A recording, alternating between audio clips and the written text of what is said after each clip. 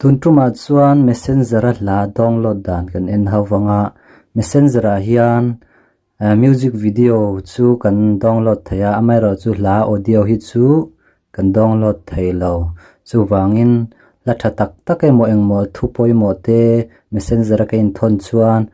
khonga in whatsapp a milo thon ro kan ti thina kan download thailo wangin chu wang chuan khami download dan kha kan soi hawanga a har sa lo hle a ta hian kan en chinanga ta hian milo thona elaya hian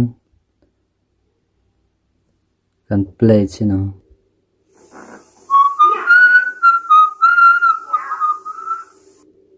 ai hi a chin nan ka sen china mi hiania ai ka download download na option om lawa download thailo ka ngai thla thaya amairo chu ka download thailo tuna emi download dan kan en hawang mi kan download chin don ni chuan bekanga eta hian Google Chrome a hian kan lutang kan metanga ti chuan azon achunga azon na khian m i metang m i me chi a hian ti hian lo lang ha lang ti hian m i me chi a hian m.facebook.com home ti kha ti hian lo lang ha langa kami kha okay i met malang ti khan okay ha la ti hian lo lang ti chuan nang chu ila login lo ani chuan i Facebook ID le password kha di lang chenga i login anga ti chuan ke chu ka lo in login sa awangin ID le password min dil to lo ti hian ka login nga la ti chuan achunga khian i en chawanga lai hian messenger te muang dum te ki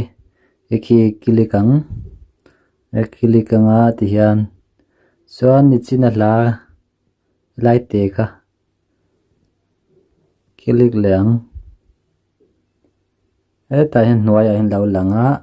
mi khania wai khati kilikang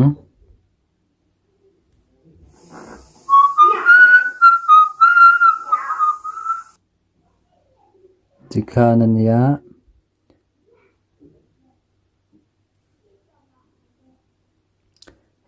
la ya hian sirte hian i muanga i muthem o read pathum te oma sirte hian tuna sena ka read bialna hian emi te i kilik kewang ka kilik kewa ti hian download ti lo langa muthem download du chuan download ka mitang chuan noya hian in download me ka railo le ti hian open thei ngal ti chuan open anoya open hi ka metang chuan play du chuan ete metanga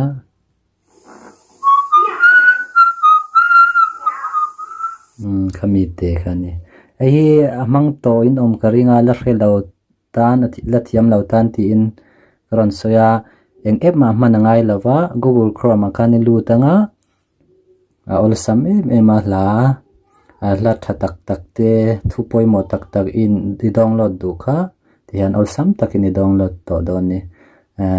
khonga in WhatsApp a miron thon ro ti kha tul to lawa audio re kha chu tatang hian i download the ni le kha ti zong kha ni a i log pui nge ko ringa thian te po lo hrila milo share sakvela kalom viawang chuan ka channel hi la subscribe lo ni chuan milo subscribe sakvela video dangte ron ta zel don nia